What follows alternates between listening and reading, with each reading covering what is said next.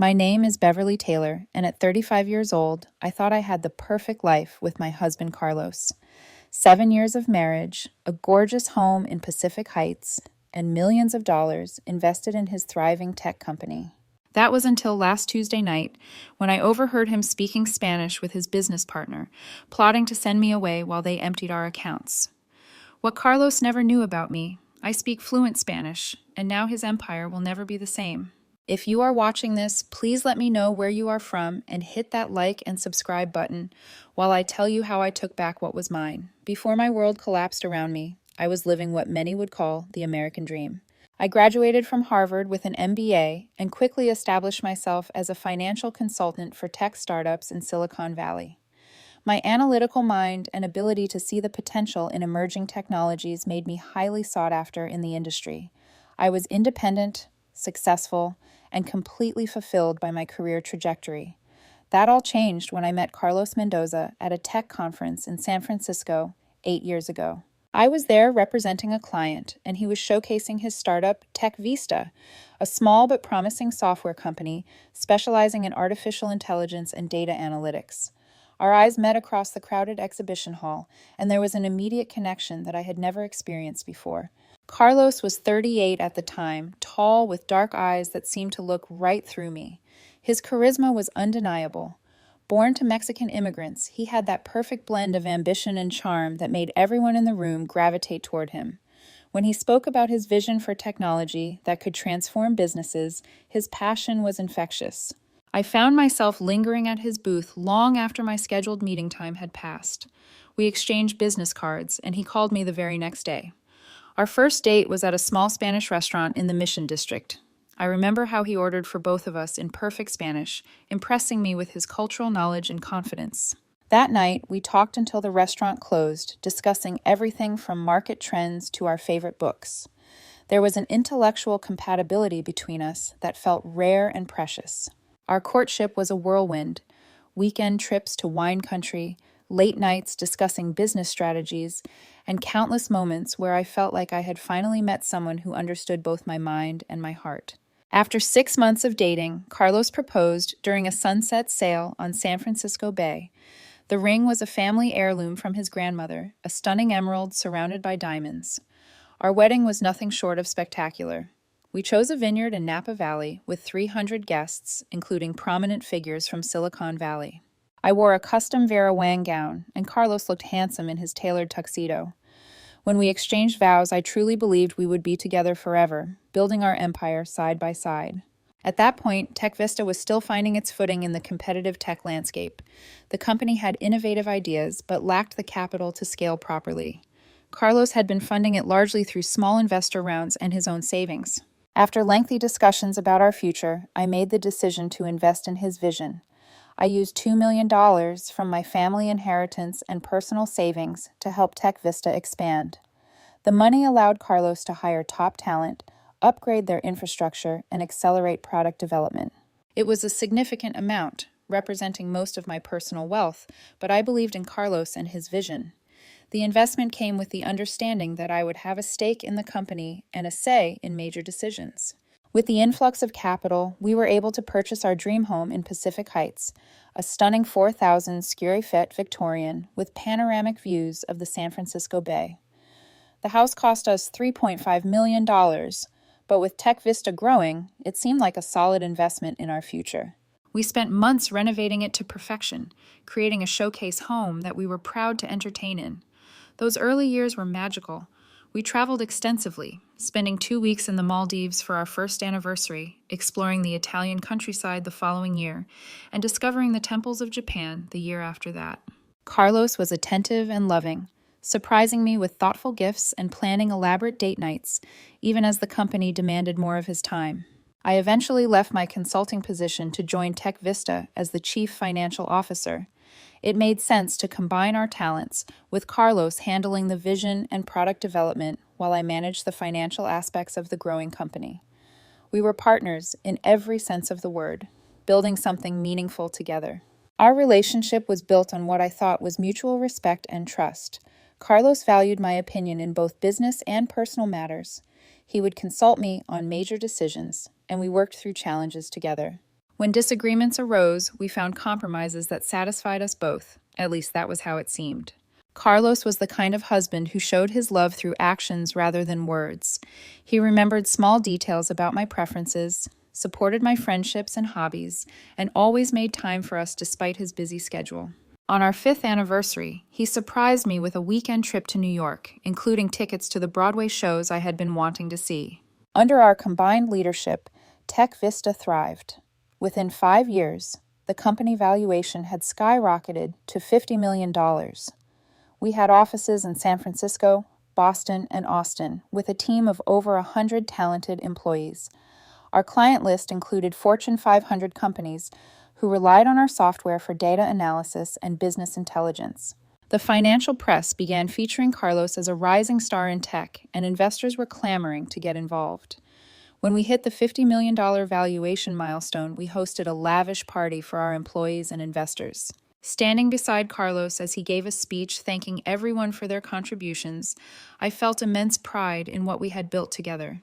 He publicly acknowledged my role in the company growth, raising a toast to his brilliant wife, without whom none of it would have been possible.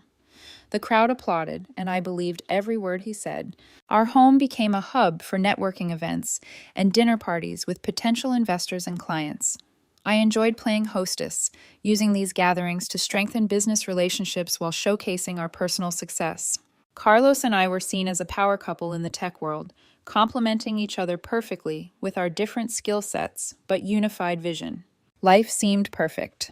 I had a successful career, a loving husband, a beautiful home, and a future full of promise. Never once did I suspect that beneath the surface, cracks were forming in the foundation of everything we had built. The first signs of trouble appeared so subtly that I almost missed them. About 6 months ago, Carlos began altering his schedule in ways that seemed innocuous at first. Board meetings suddenly ran late. Client dinners stretched into the night. Weekend work sessions became more frequent. None of these changes were dramatic enough to raise serious concerns, but together they created a pattern that left me with less access to my husband than before. Carlos began having more closed-door meetings, often ending calls abruptly when I entered his home office. He installed a new passcode on his work laptop, something he had never done in all our years together. When I asked about these changes, he explained them away as increased security measures due to the sensitive nature of new contracts.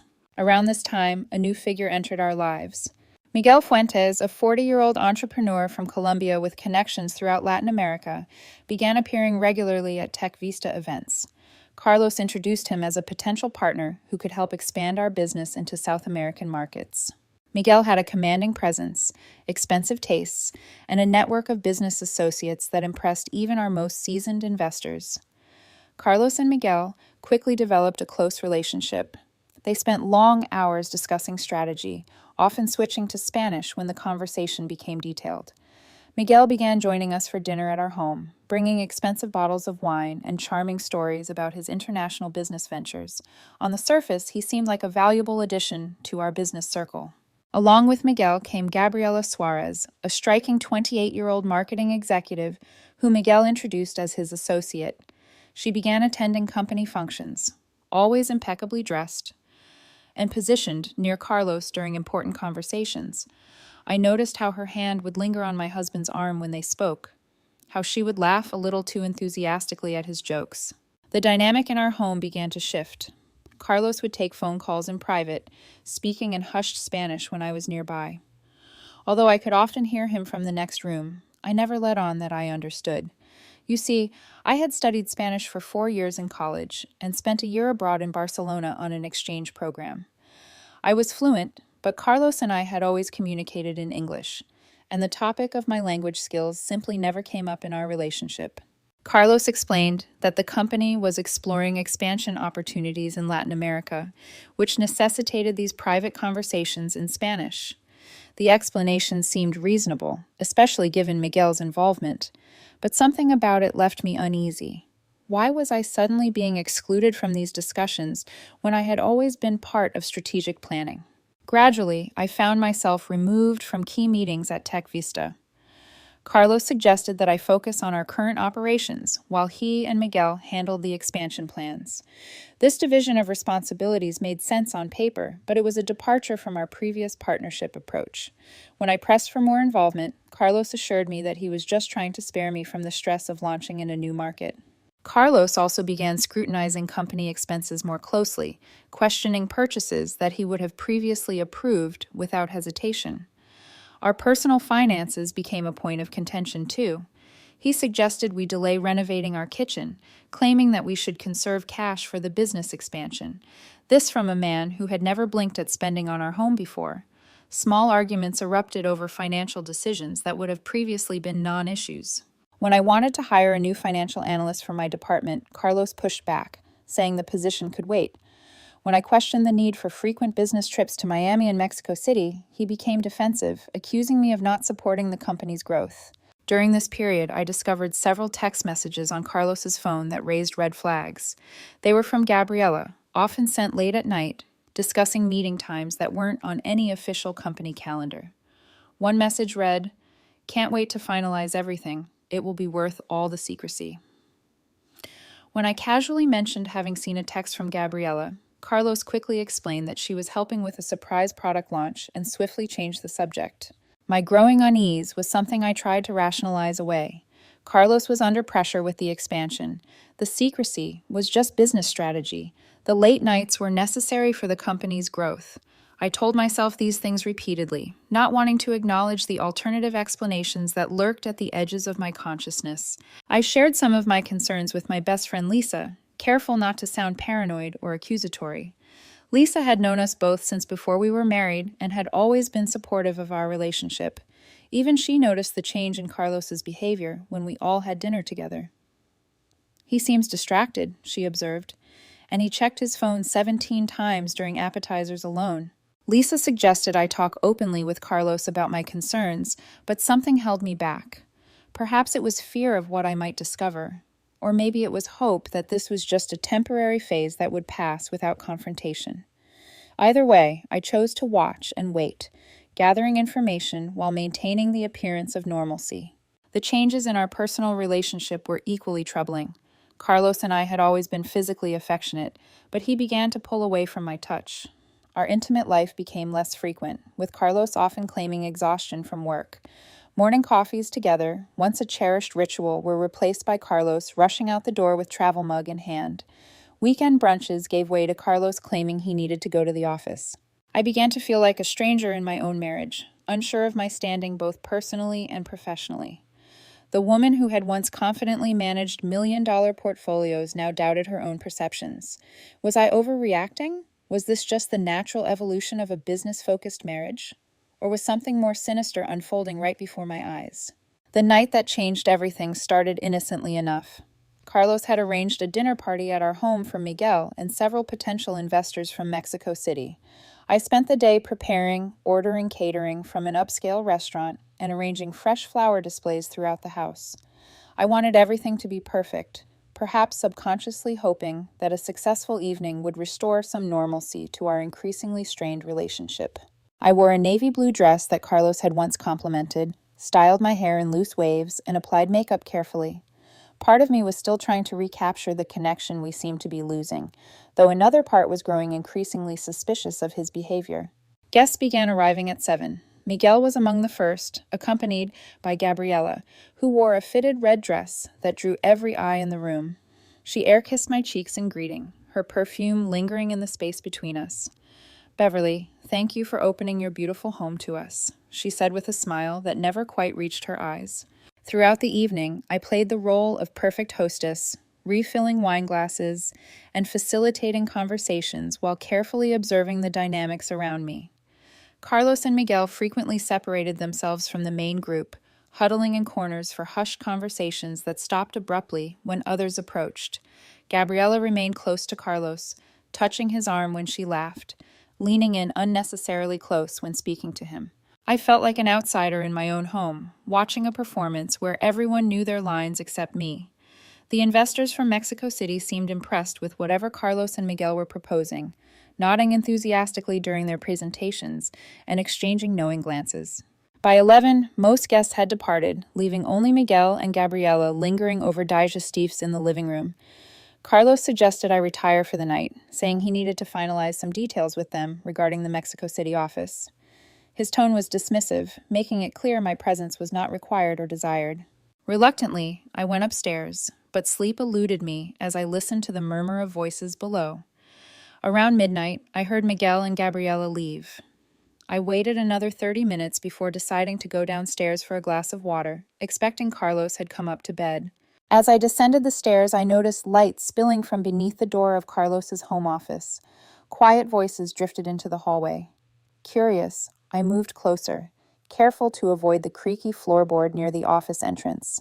The door was slightly ajar, allowing me to hear clearly without being seen. Carlos and Miguel had not left after all. They were speaking rapidly in Spanish, their tones urgent and conspiratorial. I froze, straining to catch every word, my heart beginning to race as the content of their conversation became clear. "The accounts in Panama are ready," Miguel was saying. "Once the final contracts are signed, we can begin moving the assets through the shell companies. The paperwork shows Beverly as signing off on everything." "And you are certain it cannot be traced back to us?" Carlos asked, his voice uncharacteristically nervous. "The documentation is perfect. By the time anyone realizes what has happened, the money will be untouchable," Miguel assured him. "Your wife trusts you completely. She has no idea." My stomach dropped as I continued listening.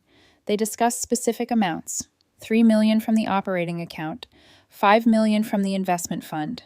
My personal stake in the company, valued at $12 million. All of it scheduled to disappear into a complex web of offshore accounts. "So Beverly will go to Paris on Tuesday. Perfect. She will know nothing until it is too late," Miguel said, satisfaction evident in his voice. Carlos's response chilled me to the bone. "When she returns, everything will be finalized. I will file for divorce, and her shares will be worthless.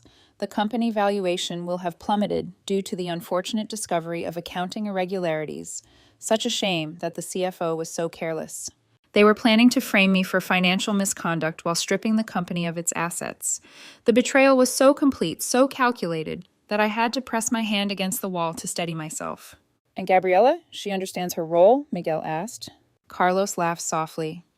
"She is more than ready to play the supportive girlfriend, helping me through the difficult divorce. The penthouse in Miami is already in her name." They continued discussing details, the timing of transactions, which board members were complicit, how they would handle potential legal challenges. Each word was another dagger to my heart. The man I loved, the man I had built a life with, was systematically planning to destroy me. I stood frozen outside that door, unable to move as the full weight of the betrayal crashed over me. 7 years of marriage, $2 million of my own money invested, countless hours of work building Tech Vista into a successful company, all of it about to be stolen by the person I trusted most in the world. The physical sensation was overwhelming, my chest constricted, making it difficult to breathe. My vision narrowed, darkness creeping in at the edges. I felt simultaneously hot and cold, sweat beading on my forehead while chills ran down my spine. This was more than heartbreak. This was devastation. Somehow I managed to silently retreat upstairs before they could discover my presence. I slipped back into our bedroom, locking the door behind me. Only then did I allow the tears to come, muffling my sobs with a pillow, so Carlos would not hear when he eventually came to bed. My mind raced through the past 6 months, reinterpreting every unusual behavior, every secretive phone call, every unexplained absence. The pieces fell into place with horrifying clarity. Carlos had been planning this betrayal methodically, perhaps from the moment Miguel entered our lives. I thought about the money I had invested in Tech Vista, my family inheritance that represented generations of hard work, my personal savings from years as a financial consultant. I thought about our home, purchased with the understanding that we were building a future together. I thought about the employees who depended on the company for their livelihoods, all of them unknowing pawns in this scheme. As the hours passed, my shock and pain began to transform into something else. A cold, clear anger took root, bringing with it a determination I had never felt before. Carlos had underestimated me. He saw only what he wanted to see, the trusting wife, the supportive partner. He had no idea what I was capable of when betrayed. By the time dawn broke, I had cried all the tears I would allow myself. My eyes were swollen, my throat raw, but my mind was razor sharp. Carlos had made a critical mistake in his perfect plan. He did not know that I understood every word of his Spanish conversation with Miguel, and that single oversight would be his undoing. I heard Carlos stirring in the guest room, where he had apparently spent the night. Soon he would come to tell me about my Paris trip, playing the role of caring husband while secretly counting down the hours until he could execute his plan. I splashed cold water on my face, concealed the evidence of my sleepless night with makeup, and prepared to give the performance of my life. The game had changed. Carlos thought he was sending me away so he could destroy everything we had built. Instead, he was giving me exactly the opportunity I needed to save it all.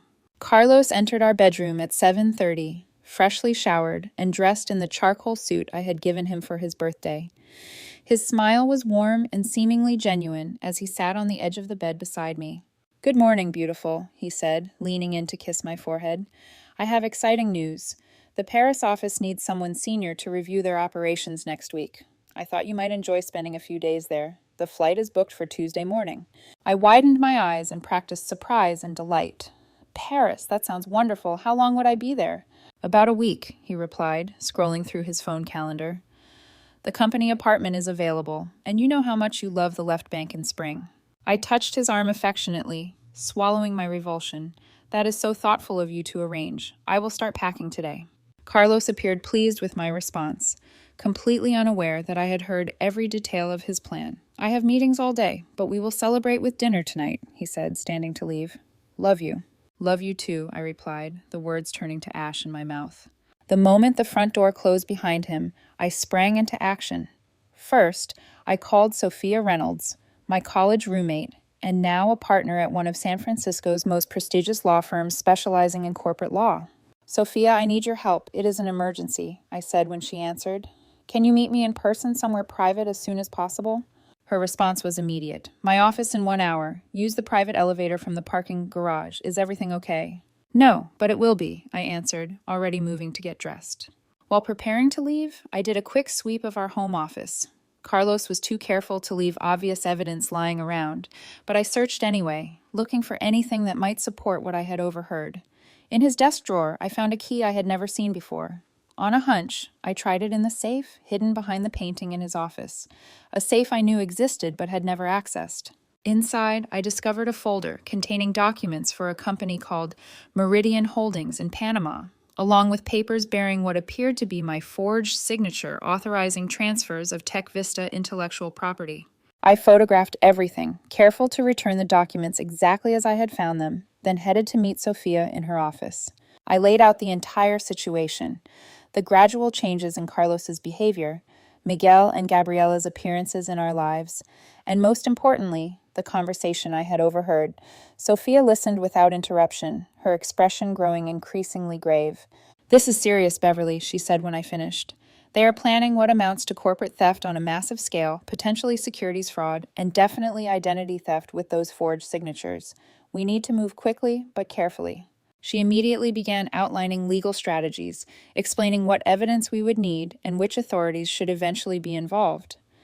As she spoke, I felt a sense of control returning. I was not helpless. I had resources, knowledge, and now a plan.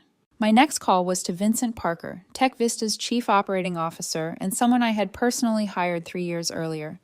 Vincent had been my ally in the company from the beginning, and I trusted him implicitly. We arranged to meet at a coffee shop far from the office, where we were unlikely to encounter other employees. Vincent was visibly shocked as I recounted what I had discovered.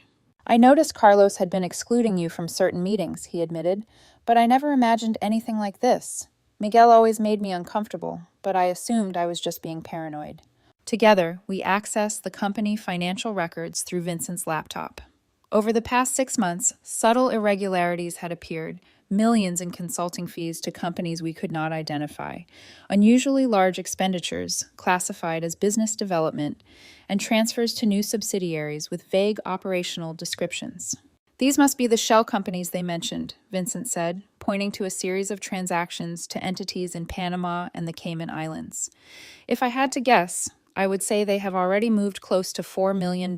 Armed with this information, I returned to Sophia's office. We worked late into the night preparing documentation for an emergency board meeting and drafting legal motions to freeze company assets if necessary. Sophia also connected me with a forensic accountant who could track the money trail. "What about your personal accounts?" Sophia asked. "If Carlos has access, you need to secure those immediately." I spent the next morning opening new accounts at a different bank, transferring my personal funds, and removing Carlos's access to my remaining assets. I was thankful that I had maintained some financial independence throughout our marriage with investment accounts in my name only. The next crucial step was gathering allies on the board of directors. Tech Vista had a 7-member board, including Carlos and myself. I would need at least 3 of the remaining 5 members to support me if I hoped to stop Carlos's plan. I began with Janet Wilson, a venture capitalist who had been one of our earliest investors and who had always been supportive of my role in the company. We met for lunch at her club, where I carefully presented the evidence I had gathered. "I always thought you two were the perfect couple," she said, shaking her head in disbelief. "But these numbers do not lie. Count me in your corner, Beverly. What Carlos is planning would destroy not just you, but the company that so many people have worked to build." One by one, I met with board members, sharing just enough information to secure their support without tipping off Carlos.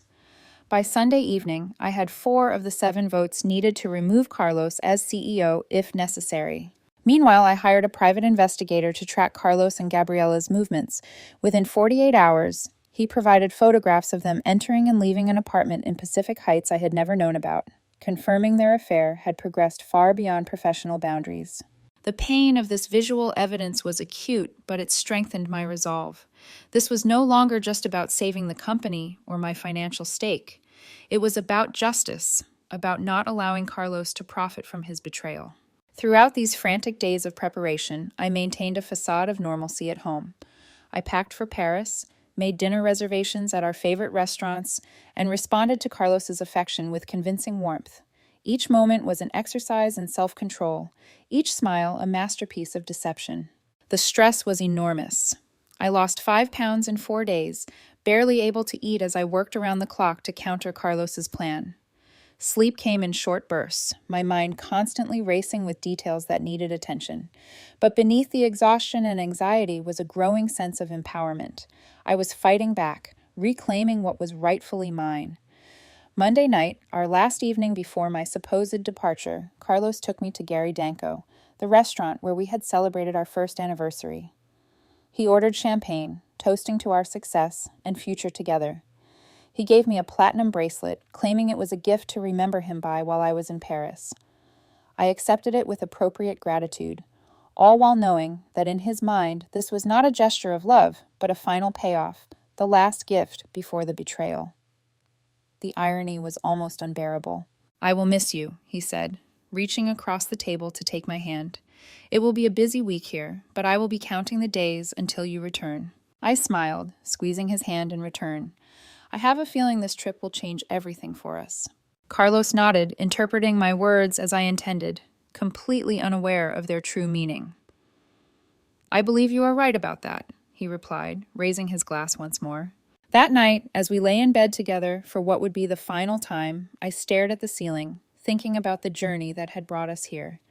How had the man I loved so deeply become capable of such calculated betrayal? Had he ever truly loved me, or had I simply been a convenient stepping stone in his ambitions? These questions had no satisfying answers. What mattered now was not the past, but the future that I would forge for myself from the ashes of this marriage. As Carlos drifted to sleep beside me, I silently vowed that tomorrow would be the beginning of that new future. The final pieces of my counter-strategy fell into place in the early morning hours. Vincent confirmed that the emergency board meeting was set for 2 o'clock the following afternoon, precisely when Carlos and Miguel planned to sign their final agreements. Sophia had prepared all necessary legal documents. The forensic accountant had traced the money trail and identified which accounts needed to be frozen. Everything was ready. The stage was set. All that remained was for Carlos to drive me to the airport, believing he was sending me away while he executed his plan. Instead, he was about to face the consequences of underestimating the woman he had married.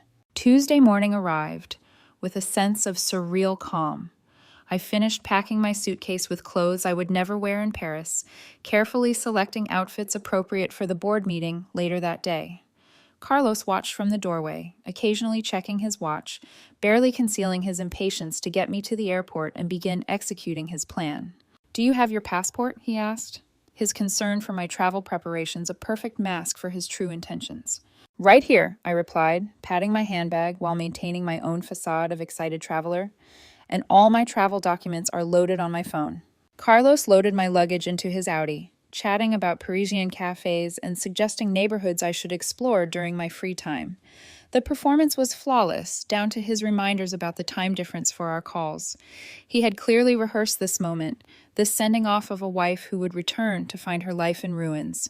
The drive to San Francisco International Airport was filled with mundane conversation. Carlos asked about my meetings in Paris, offering suggestions for presenting our financial models to the French team. I nodded and took notes, playing along with this elaborate charade, even as my heart pounded with anticipation of what was to come. At the departures terminal, Carlos pulled to the curb and stepped out to retrieve my luggage. He embraced me tightly, kissing me with what appeared to be genuine affection. "Have a safe flight, my love. Call me when you land." "I will," I promised, returning his kiss. "Good luck with your meetings this week." A flash of something crossed his face at my words, perhaps a moment of guilt or hesitation, but it vanished quickly. He waited until I entered the terminal before driving away, undoubtedly already calling Miguel to confirm that phase 1 of their plan was complete. What Carlos did not know was that Sofia was waiting for me just inside. The moment he drove away, I turned and walked toward the airport parking garage rather than the security checkpoint. "He bought it completely," I told Sophia as we walked briskly to her car. "He thinks I am safely out of the way." "Perfect," she replied. "Vincent just texted. Carlos returned directly to the office and is meeting with Miguel now. They have no idea what is coming." We drove to Sophia's office, where we had established a command center of sorts. The forensic accountant, 2 additional attorneys from Sophia's firm, and Vincent were waiting for us, surrounded by documents and laptops. "The board members are all confirmed for 2 o'clock," Vincent reported. "Carlos has scheduled his own meeting with the Mexican investors for 3, obviously planning to present them with a done deal after the company assets have been transferred." The timing was critical. We needed the board to vote before Carlos could complete his transactions, but not so early that he would be warned and able to accelerate his plan. Everything hinged on precise execution. While we waited, I reviewed the mountains of evidence we had gathered over the past 5 days. The forensic accountant had documented transfers totaling $4.7 million to the shell companies in Panama. The private investigator had provided photographs of Carlos and Gabriela together, entering the penthouse apartment purchased with company funds.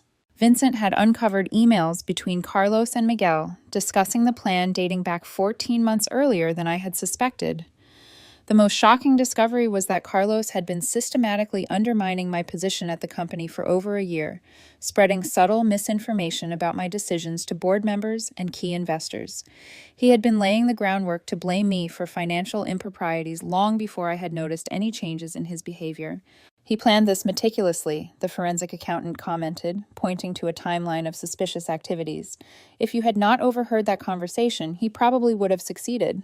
The realization that Carlos's betrayal extended so far back was another blow to my already shattered heart. Our anniversary celebrations, birthday gifts, romantic getaways, all had occurred while he was actively plotting against me. The depth of his deception was almost incomprehensible. At 1:30, we gathered our materials and headed to the Tech Vista offices. Vincent had arranged for us to enter through a side entrance, avoiding the main reception area where we might be seen. We set up in the small conference room adjacent to the main boardroom, waiting for all board members to arrive before making our entrance. Through the wall, we could hear Carlos and Miguel arriving, greeting board members with casual confidence, completely unaware of what was about to unfold. Their voices were animated as they discussed recent developments and market opportunities, no doubt setting the stage for the announcements they planned to make. At precisely 2 o'clock, Janet Wilson, our ally on the board, called the meeting to order. Carlos began his prepared remarks, outlining the tremendous growth opportunities awaiting Tech Vista in Latin American markets. He spoke of strategic partnerships, innovative technologies, and unprecedented return on investment. As he reached the portion of his presentation addressing the financial restructuring that would facilitate this expansion, Janet interrupted him. Before we continue, I believe we have some additional attendees who should join us for this discussion. That was our cue. Vincent opened the connecting door, and our group filed into the boardroom. The expression on Carlos's face as he saw me enter would be forever etched in my memory, a mixture of shock, confusion, and the first flickers of fear. "Beverly," he stammered, recovering quickly. "What are you doing here? Your flight?" I smiled calmly, placing my portfolio on the table. "I decided this meeting was more important than Paris. Please continue with your presentation. I am particularly interested in the financial restructuring you were about to discuss." Miguel had gone pale, his eyes darting between Carlos and me, clearly trying to assess how much I knew and what threat I posed to their plan. Carlos attempted to regain control of the situation, his voice taking on a condescending tone. "Beverly, this is a complex strategic discussion. We can catch you up later. Perhaps you should rest after your canceled flight." Janet Wilson intervened. "Actually, Carlos, Beverly has requested this emergency board meeting to address some serious concerns about company finances and leadership. As chairperson, I have granted that request." Carlos looked around the room, suddenly realizing that the situation was slipping from his grasp. "What is this about? If there are concerns, I should have been notified in advance." "The way I was notified about the $3 million transferred to Meridian Holdings in Panama?" I asked, my voice steady, despite the adrenaline coursing through me. "Or the way I was informed about the plans to devalue my shares while I was supposedly in Paris?" The color drained from Carlos's face. Miguel stood abruptly, gathering his papers. "This appears to be a personal matter between you two. Perhaps we should reschedule the business discussion." "Sit down, Mr. Fuentes," Sophia commanded, her lawyer persona in full force. "Your involvement in this matter is well documented, and attempting to leave now could be interpreted as consciousness of guilt." Miguel sank slowly back into his chair, exchanging a panicked glance with Carlos. The other board members looked confused and concerned, waiting for an explanation. I opened my portfolio and began distributing documents to each person at the table. "What you have before you is evidence of a systematic attempt to defraud Tech Vista of its assets, transfer intellectual property to shell companies, and leave the original company as an empty shell, all while laying the groundwork to blame these activities on me." For the next 45 minutes, I methodically presented our findings with the precision and clarity I had developed during my years as a financial consultant. The forensic accountant provided detailed analysis of the suspicious transactions. Vincent outlined the operational changes designed to exclude me from decision-making. Sophia explained the legal implications of the forged documents bearing my signature. As the presentation continued, Carlos attempted several times to interrupt, each excuse more desperate than the last. "This is a misunderstanding. These were preliminary explorations only. The transactions were temporary measures for tax purposes." But the evidence was overwhelming and irrefutable. When I played a recording of a phone call between Carlos and Miguel discussing how they would frame me for financial misconduct, his final defense crumbled. The private investigator had legally obtained this recording from a source within Miguel's organization, someone who had become concerned about the ethical implications of their activities. "I think we have heard enough," Janet said when the presentation concluded. "As chairperson, I call for an immediate vote on the temporary removal of Carlos Mendoza as chief executive officer, pending a full investigation of these allegations."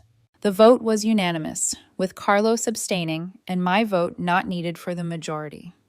Security personnel were called to escort Carlos and Miguel from the building. Their access to company systems immediately revoked. As they were being let out, Carlos turned to me. His expression was a mixture of rage and disbelief. "You set me up. You planned this all along." I met his gaze steadily. "No, Carlos. I simply learned from the best. You taught me everything I needed to know about betrayal." With Carlos and Miguel removed, the board turned to the immediate steps needed to stabilize the company. I was named interim CEO, with Vincent as COO and expanded authority. Emergency measures were implemented to freeze suspicious accounts and secure company assets. A press statement was drafted to address any market concerns once the news became public. The meeting continued late into the evening as we developed strategies to mitigate damage and reassure employees, clients, and investors. Through it all, I maintained my professional composure, focusing on solutions rather than dwelling on the personal devastation I felt. It was nearly midnight when I finally returned home. our home that now felt like a museum of lies and broken promises. I walked through the silent rooms, touching photographs from happier times, wondering if any of it had been real. In our bedroom, I began removing Carlos's things from the closets and drawers, packing them into boxes with mechanical efficiency. Each item carried memories, now tainted by knowledge of his betrayal. The watch I had given him for his birthday, the sweater he wore on our trip to Napa, the collection of cufflinks I had added to each Christmas. As I worked, the emotional weight of the day finally caught up with me. I sank to the floor, surrounded by the physical remnants of our life together, and allowed myself to truly feel the loss, not just of the husband I thought I had, but of the future we had planned, the trust I had given so completely, and the love I had believed was real. But amid the grief was something else, a sense of fierce pride in what I had accomplished in just 5 days. I had faced the ultimate betrayal and responded not with helpless victimhood, but with strategic action. I had saved the company, protected our employees' livelihoods, and reclaimed my professional standing. Carlos had underestimated me in the most fundamental way. He had seen me as an accessory to his success, rather than a capable, intelligent woman in my own right. That miscalculation had been his downfall. As dawn broke over San Francisco, I showered and prepared for my first day as Tech Vista CEO. There would be challenges ahead, legal battles, rebuilding trust within the organization, establishing new leadership. But for the first time since overhearing that fateful conversation in Spanish, I felt ready to face whatever came next. Carlos had intended to send me to Paris so he could dismantle everything we had built.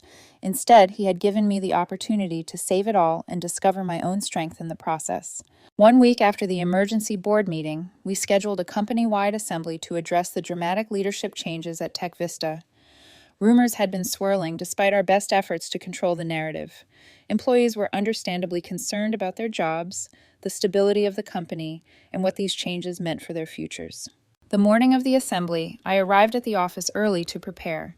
The past week had been a whirlwind of activity, securing company assets, meeting with key clients to reassure them, working with law enforcement on the criminal aspects of Carlos and Miguel's activities.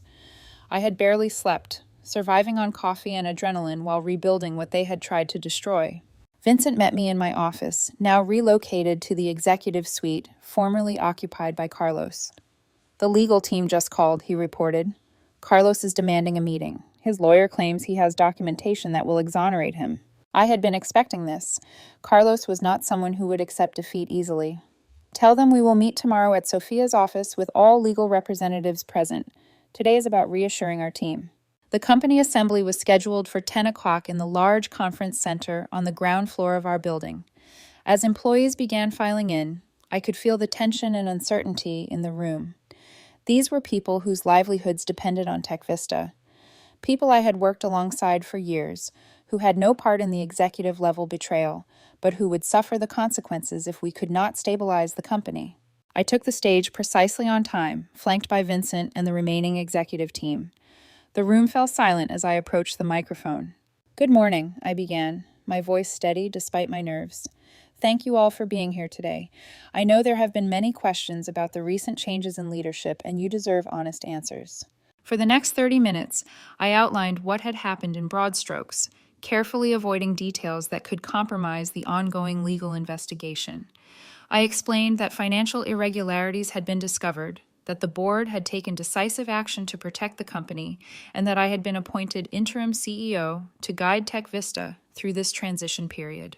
"I want to assure you that your jobs are secure," I emphasized, seeing the relief wash over many faces. "Our company remains financially strong, our client relationships are stable, and our products continue to lead the market. This is a challenging moment, but it is also an opportunity to recommit to the values of integrity and innovation that have always defined Tech Vista." I opened the floor for questions, addressing each one with transparency and confidence. When an engineer asked about Carlos's whereabouts, I simply stated that he was no longer with the company and that legal proceedings were underway. When concerns about the company's reputation were raised, I shared our communication strategy for rebuilding trust with clients and investors. By the end of the assembly, the mood had shifted from anxiety to cautious optimism. I could see determination replacing fear in the expressions of team members as they returned to their departments. We had weathered the first major test of this new chapter. The following day brought the confrontation I had been both dreading and anticipating. Carlos and his attorney arrived at Sophia's office precisely at 9, both dressed in impeccable suits, projecting an image of confident professionals rather than accused conspirators. Carlos barely glanced at me as they were shown into the conference room, where Sophia, our forensic accountant, and 2 additional attorneys from her firm waited. I sat at the head of the table, a position that Carlos clearly found irritating based on the tightening of his jaw. "Thank you for agreeing to this meeting," Carlos's attorney began. "My client believes there have been serious misunderstandings that have led to these unfortunate accusations. We have documentation that provides context for the transactions in question." He slid a folder across the table. Sophia intercepted it, reviewing the contents briefly before passing it to me. Inside were elaborately constructed explanations for each suspicious transaction, presenting them as legitimate business expenses related to the Latin American expansion. "These are creative interpretations," I commented, closing the folder. "Unfortunately, they contradict the recorded conversations we have between your client and Miguel Fuentes, in which they explicitly discuss moving assets to avoid detection and leaving the company as, if I believe the exact phrase was, a worthless shell." Carlos leaned forward, abandoning his composed facade. "Those recordings were taken out of context. This is corporate espionage, not to mention an invasion of privacy." "The recordings were legally obtained," Sophia countered, "and the context seems quite clear, especially when combined with the forged documents bearing Beverly's signature and the falsified board approvals." For 2 hours, the meeting continued in this vein, with Carlos and his attorney attempting various strategies to explain away the evidence against him. As their arguments grew increasingly desperate, I observed Carlos with a strange sense of detachment.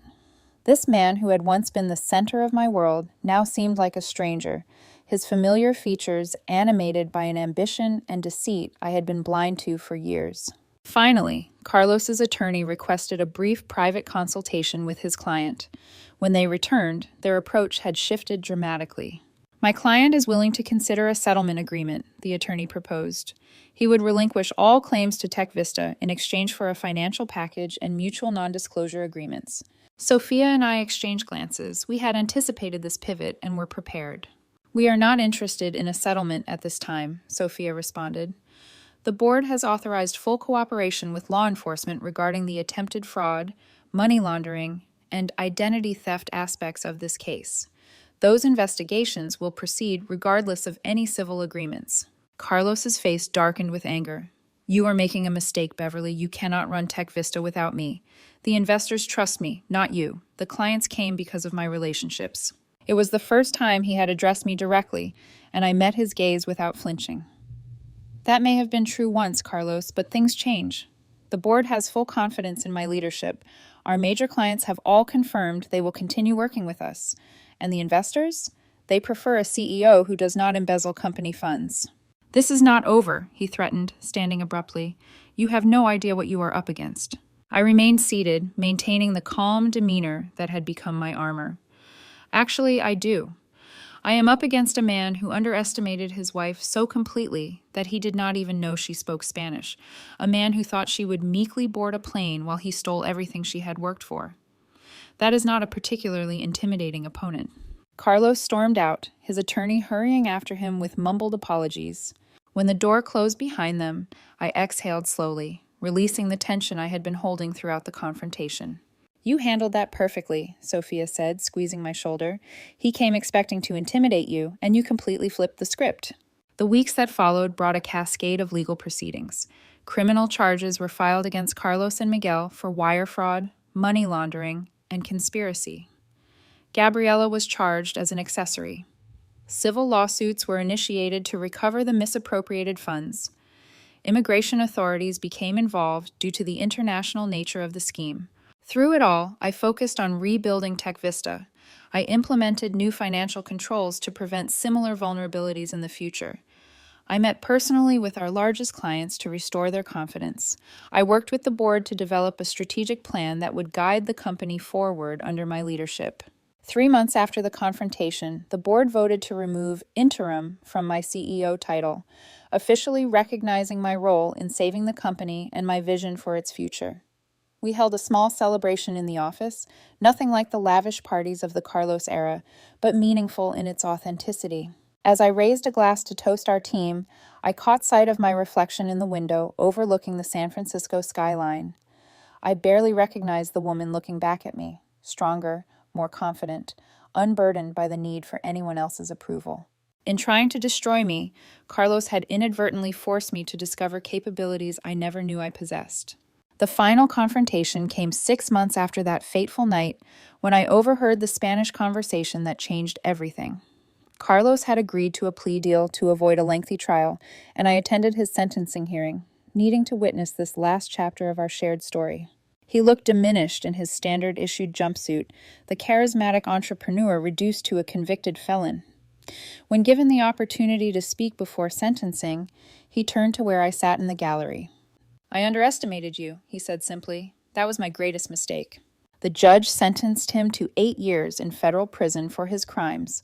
As Carlos was led away, our eyes met one final time. There was no love remaining, no hint of the connection we had once shared. But there was something like respect in his gaze, a reluctant acknowledgement of the adversary who had bested him at his own game. Outside the courthouse, reporters clustered with questions about the case and its impact on Tech Vista. I answered briefly, emphasizing that the company had emerged stronger and more transparent. "Any message for your ex-husband?" one reporter called out as I was leaving. I paused, considering the question. "Just this. Gracias por la lección. Thank you for the lessons." Walking away from the courthouse, I felt the final weight of the past lifting from my shoulders. Carlos was facing the consequences of his actions. Tech Vista was thriving under my leadership, and I was finally completely free of the man who had taught me the most painful and valuable lessons of my life. 1 year has passed since the day I walked out of that courthouse, leaving behind the final chapter of my marriage to Carlos. Tech Vista has not merely survived the scandal, but flourished under my leadership and the reconstructed executive team. Our valuation has increased to $70 million. We have opened offices in Toronto and London, and our client list includes some of the most prestigious companies in the world. The path to this success was far from smooth. The immediate aftermath of Carlos's arrest brought intense media scrutiny, with business publications dissecting every aspect of the scandal. Competitors attempted to poach our clients during the uncertainty, and some investors initially questioned whether the company could recover from such a public betrayal at the highest level. Those first months required every ounce of determination I possessed. There were nights I returned to my empty home after 16-hour workdays, too exhausted to even eat, wondering if the effort to rebuild was worth it. The emotional toll was equally challenging. Moments where grief would ambush me in the middle of a meeting, forcing me to excuse myself to regain composure in the privacy of my office. The divorce proceedings were mercifully straightforward, given Carlos's incarceration and the overwhelming evidence of his criminal activities. The court had no difficulty determining that his actions constituted the ultimate breach of fiduciary duty in a marriage. I retained our home and all my shares in Tech Vista, though the property now felt too large and too filled with memories for comfort. 6 months after the sentencing, I sold the Pacific Heights house and purchased a smaller but bright apartment overlooking the bay. The process of downsizing was unexpectedly therapeutic, allowing me to consciously choose which parts of my past to carry forward and which to leave behind. Each item I discarded from our shared life felt like releasing another strand of the web that had entangled me. The healing process was neither quick nor linear. I worked with a therapist who specialized in betrayal trauma, gradually unpacking the complex emotions that accompanied such a profound deception.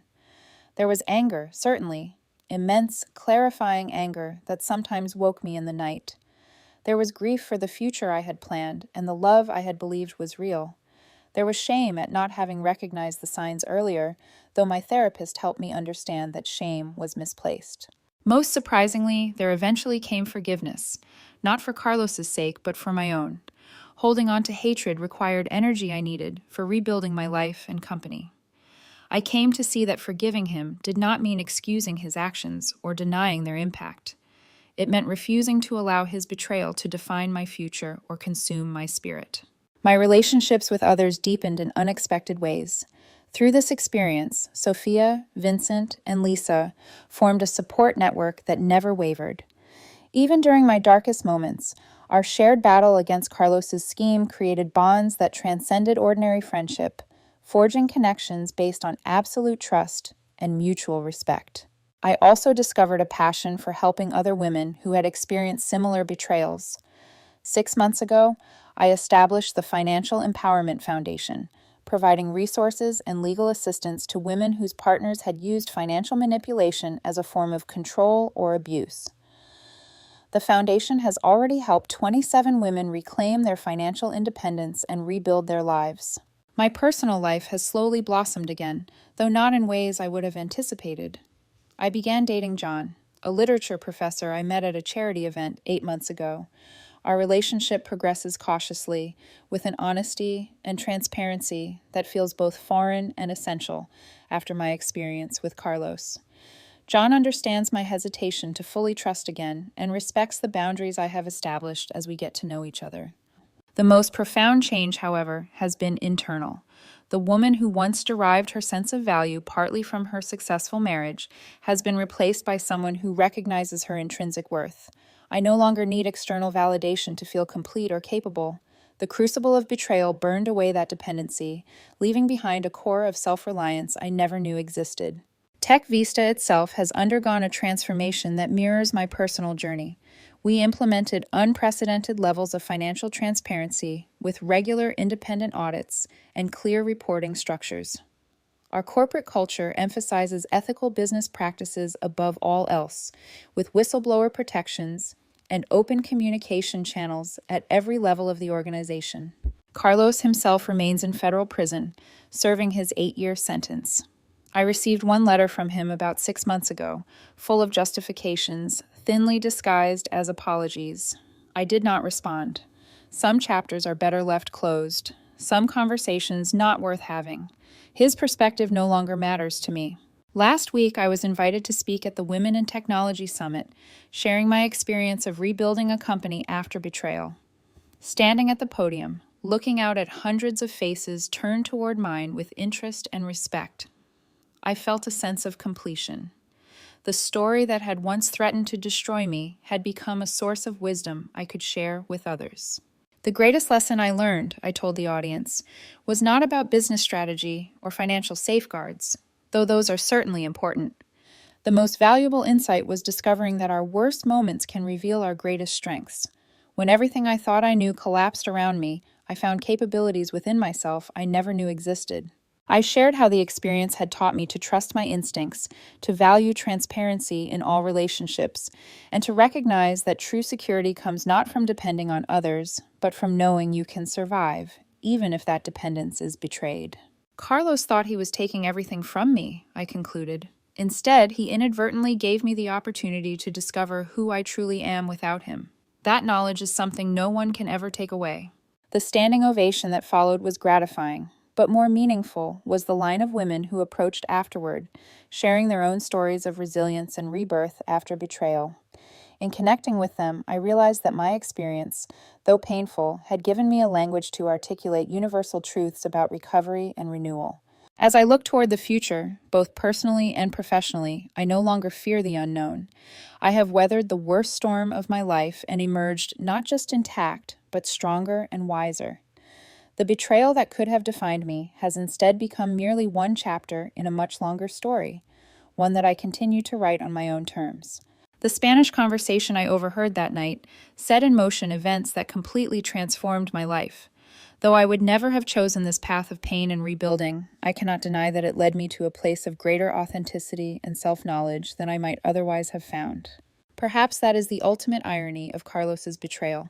In attempting to render me powerless, he catalyzed my discovery of a strength I never knew I possessed. In trying to leave me with nothing, he inadvertently gave me the freedom to rebuild everything on a stronger foundation. Have you ever experienced a betrayal that ultimately made you stronger? I would love to hear your stories in the comments below. If this story resonated with you, please hit the like button and subscribe to my channel for more tales of resilience and transformation. Thank you for listening to my journey, and remember, sometimes the greatest gifts come disguised as our worst nightmares. Until next time, this is Beverly signing off and wishing you the strength to overcome whatever challenges life puts in your path.